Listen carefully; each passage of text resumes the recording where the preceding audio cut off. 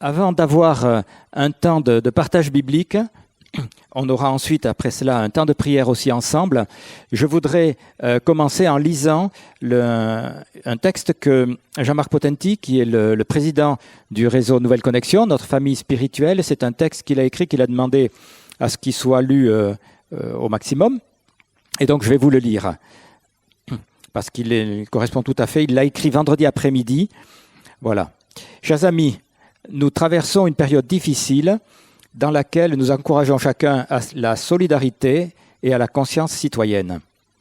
Les précautions d'usage telles que le respect des gestes barrières, la fermeture des lieux de culte dans plusieurs endroits, l'annulation ou la diminution du nombre de rencontres pour éviter les contacts s'imposent à nous tous, sans état d'âme. Plusieurs d'entre nous ont déjà mis tout cela en place. En effet, la dangerosité du virus doit être combattue de manière radicale. Vous savez aussi que les dirigeants associatifs, en particulier les présidents, sont responsables civilement et pénalement d'assurer la sécurité des participants aux activités organisées par leurs associations. Ainsi, doivent-ils prendre toutes mesures utiles pour éviter la contagion et suivre les instructions données par l'État en ce sens. Nous croyons que la protection de Dieu ne nous dispense pas de la responsabilité de nous protéger nous-mêmes et de protéger les autres. C'est aussi le moment de redoubler d'intensité dans notre engagement de prière pour notre pays, pour les nations. Le bouleversement que nous vivons est sans précédent. Ses conséquences ne peuvent être appréhendées à ce jour tant elles sont globales. Toutes les dimensions de la vie personnelle, familiale, sociale et économique sont touchées. C'est un rappel de la précarité de nos existences et de la vanité de nos prétentions humaines. Seule la faveur de Dieu est notre rocher et notre forteresse. Il demeure notre abri. C'est l'occasion de partager notre espérance avec ceux qui nous entourent. Dans ce temps où tout contribue à nous couper les uns des autres, refusons tout isolement et tout enfermement. Trouvons tous les moyens possibles pour maintenir le lien et la communion. Ne cédons en rien à la peur ni à la psychose. Maintenons et développons une atmosphère de louange, d'adoration et de foi. Nous encourageons à rejoindre la mobilisation nationale de prière du dimanche 15 mars, initiée par les mouvements partenaires. Nous pensons aux régions qui sont particulièrement touchées, telles que l'Oise, l'Alsace et la Corse, dans lesquelles les églises évangéliques, dont celles qui sont membres de RNC, font face à la tourmente. Prions que l'Éternel bénisse notre nation et qu'il nous garde, que l'Éternel fasse briller sa face sur la France et qu'il lui accorde sa grâce, que l'Éternel tourne sa face vers notre pays et qu'il lui donne la paix, selon Nombre 6, les versets 24 à 26. Ensemble, et c'est signé donc Jean-Marc Potenti au nom du Conseil apostolique du réseau Nouvelle Connexion. Oui, on le voit tous, on est dans une période de crise difficile, d'autant plus qu'elle est inédite. On ne l'a pas vécue, on ne sait pas comment ces choses vont évoluer. Et je voudrais prendre un moment pour partager avec vous, pour qu'on soit encouragés ensemble à tenir fermement attachés au Seigneur notre Dieu. J'aurais aimé pouvoir dire ce que l'apôtre Jean écrivait dans sa 3e lettre. « Bien-aimé, je souhaite que tu prospères à tous égards et que tu sois en bonne santé comme prospère l'état de ton âme. » Oui, en tout cas, je le souhaite. Ça, c'est une évidence. Je le souhaite, que chacun d'entre nous soit en bonne santé et prospère, mais la réalité est bien plus compliquée. Et même plusieurs proches, plusieurs personnes qu'on connaît sont touchées. Donc on est en crise, c'est une évidence. Nos gouvernants ont pris des mesures, font des annonces pour les restrictions, parce que le problème sanitaire nous dépasse tous. Alors évidemment, le problème sanitaire est nouveau, la crise que nous vivons n'est pas nouvelle, le pays a été secoué déjà depuis longtemps. On peut penser à ce qui agite la société en ce moment, mais même, je peux parler des pertes des valeurs fondamentales, des valeurs judéo-chrétiennes que notre pays éloigne malheureusement de plus en plus. Mais là, la situation est grave avec cette crise et on peut facilement être dans la peur. Jeudi soir, après le discours du président de la République, je me sentais oppressé, intimidé. Peut-être que vous aussi.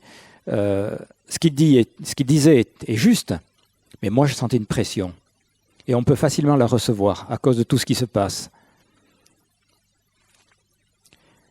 Jésus nous avait pourtant prévenus, et dans la Bible on le trouve dans l'évangile de Jean, verset 16, Jésus disait à ses disciples, « Vous aurez des tribulations dans le monde, mais prenez courage, moi j'ai vaincu le monde. » Vous aurez des tribulations, mais Jésus a vaincu.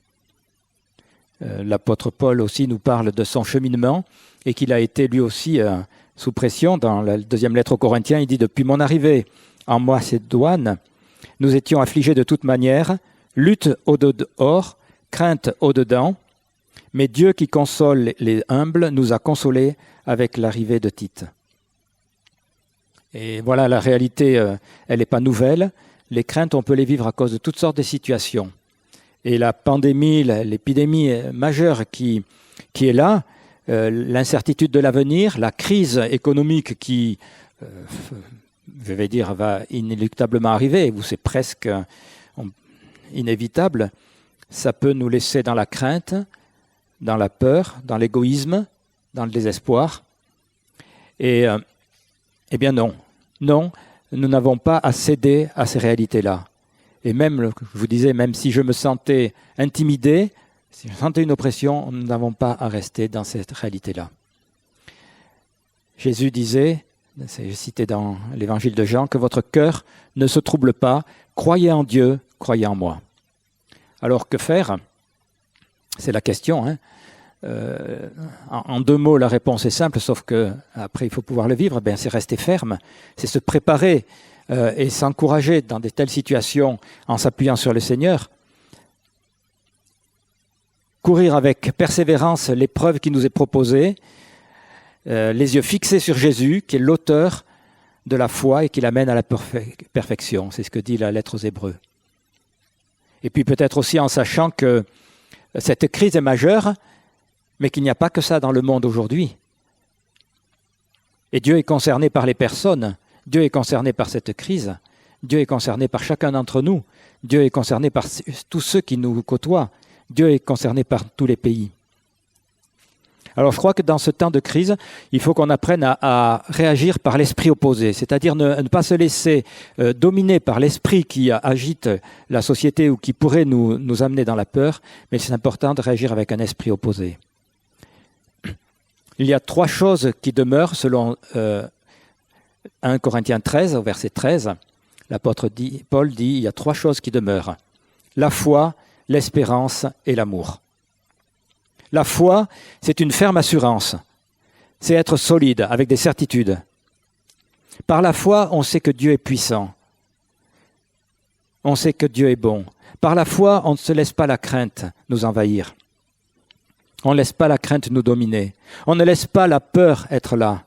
Par la foi, la Bible nous rappelle que les Hébreux en Égypte ont mis du sang sur leurs portes et la mort n'est pas entrée. Et la mort est passée plus loin. C'est très actuel. C'est très actuel. Par la foi, on peut dire à la mort, tu ne passes pas. Et c'est notre attitude qui doit rester là, ferme. Parce que la parole de Dieu nous dit que nous devons rester attachés à lui. La foi va à l'encontre de la crainte. Elle ne lui laisse pas de place. La foi se manifeste de beaucoup de manières, mais comme on l'a chanté ce matin, comme on a loué, comme on a tenu ce temps pour célébrer notre Dieu dans la louange, dans la prière, dans l'adoration, notre foi s'exprime parce que notre foi, elle est en Dieu qui ne change pas. Dans les 3 choses, il y a l'amour. Par amour, Dieu nous a donné. Il nous a donné Jésus-Christ. Par amour, on donne. On donne à l'autre. Par amour, on donne sans chercher à recevoir en retour. L'amour, c'est gratuit. L'amour va à contre-courant de l'égoïsme. Je ne pense pas à moi, je pense aux autres et je cherche le bien des autres. Dans les crises comme celle-ci, on peut avoir tendance à se replier sur soi. C'est une réaction normale. L'amour cherche à donner et il donne. L'amour va se manifester par la compassion, par la solidarité. C'est l'amour qui a fait bouger le Samaritain dans qui est dans l'histoire dont Jésus parle, dans Luc 10. C'est l'amour qui l'a poussé à aller vers un juif blessé, un juif en danger de mort. C'est l'amour qui l'a poussé à aller vers cette personne-là, sans chercher à voir les différences. Et je veux juste faire un appel qui a été aussi transmis par le CHU de Toulouse, mais qui est peut-être plus large. Si vous avez un parent ou un voisin qui est du personnel soignant et qui a des jeunes enfants, des enfants à garder, voyez avec lui, s'il a confiance en vous, eh bien proposez-lui de garder ses enfants pour que le personnel soignant puisse aussi être disponible dans les hôpitaux. Il y en a besoin. Alors évidemment, c'est une question de confiance et de prudence, mais voilà, si vous en avez des gens proches comme ça, proposez-leur. L'espérance. L'espérance, bien, désespoir, espérance, c'est vraiment opposé l'un à l'autre. Et dans cette situation-là, on n'a pas à rester sous le poids de ce qui pèse, mais notre espérance, elle est en Dieu. Toujours l'apôtre Paul écrivait dans Thessaloniciens, bien, ne vous attristez pas comme les autres qui n'ont pas d'espérance. L'espérance est une attitude de confiance en Dieu, une confiance dans ce qu'il prépare, une confiance dans ce qu'il fait en ce moment même. On ne voit pas tout, on ne comprend pas tout, mais Dieu est souverain et Dieu, il est là, il agit. L'espérance nous donne une vision du royaume de Dieu qui est inébranlable. L'espérance redonne l'espoir, c'est une évidence, vous allez me dire, mais oui. Ceux qui ont perdu espoir, que ce soit nous, que ce soit d'autres autour de nous. Alors on a besoin de tenir ferme dans la foi, l'espérance et l'amour en ce moment. Et les trois sont absolument indispensables. Les trois pour nous-mêmes, mais aussi les trois pour manifester notre solidarité avec ceux qui nous entourent, pour manifester l'amour de Dieu. Les trois, c'est un message qu'on peut apporter autour de nous. Il ne faut pas que la crise nous referme sur nous-mêmes, qu'elle ne nous renferme pas. Une méga church MLK proposait qu'on répande une épidémie d'amour et d'espoir. Le psaume 46 dit « Dieu est pour nous un refuge et un appui, un secours qui se trouve toujours dans la détresse. C'est pourquoi nous sommes sans crainte quand la terre est bouleversée et que les montagnes chancellent au cœur des mers. » Pourquoi le psalmiste pouvait dire qu'il ne chancelle pas? Parce qu'il s'appuie sur Dieu. Parce que Dieu est un refuge. C'est du présent. C'est quelque chose de réel. C'est quelque chose d'aujourd'hui. Dieu est présent dans ma vie. Et je peux être secoué, mais je ne chancelle pas. Je peux être oppressé, mais je ne reste pas dans cette oppression. C'est avec ces fondements de la foi, l'espérance et l'amour que je veux proclamer la vie du Seigneur, et aussi le Seigneur de la vie, celui qui est venu pour que l'on vive réellement. Dans des circonstances comme celle-là, mais en fait dans toutes circonstances, en tant qu'enfant de Dieu, on doit briller par notre conduite. Donc, servons, accompagnons, accueillons, mais aussi on a un rôle d'intercesseur. Un rôle d'intercesseur, de prêtre, intercesseur pour tous ceux qui nous sont proches, pour ce pays face à cette épidémie. C'est là notre part. Prions pour les autorités du pays. Prions pour qu'ils soient bien conduits, qu'ils soient inspirés dans leurs décisions. La situation est difficile, mais nous avons tous besoin de nous mettre ensemble et ensemble devant le Seigneur pour appeler la puissance de la vie et la fin de cette épidémie. On va avoir un temps de prière et David va nous conduire tout à l'heure, mais je veux réellement que le Seigneur affermisse chacun d'entre nous.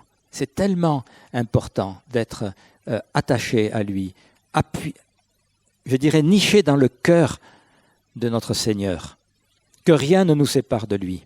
Ne laissons rien nous séparer de lui. Alors donne de la force, Seigneur, et affermis ce qui est sur le point de faiblir. Donne de la force, Seigneur, que ta grâce soit multipliée. Merci parce que tu nous permets de nous tenir debout, chacun là où nous sommes, et d'être des intercesseurs. Tu as placé cela en nous, tu l'as marqué en nous, Seigneur. Que ce soit notre part maintenant. Amen.